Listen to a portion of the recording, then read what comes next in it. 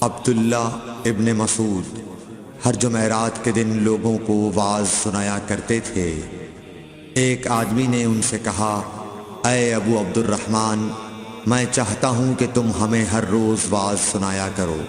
انہوں نے فرمایا، تو سن لو کہ مجھے اس امر سے کوئی چیز مانع ہے تو یہ کہ میں یہ بات پسند نہیں کرتا کہ کہیں تم تنگ نہ ہو جاؤ، اور میں واعظ میں تمہاری فرصت کا وقت تلاش کیا کرتا ہوں، جیسا کہ رسول اللہ صلی اللہ علیہ وسلم اس خیال سے کہ ہم کبھی دخاطر نہ ہو جائیں واعظ کے لیے ہمارے اوقات فرصت کا خیال رکھتے تھے۔ صحیح بخاری حدیث نمبر 70۔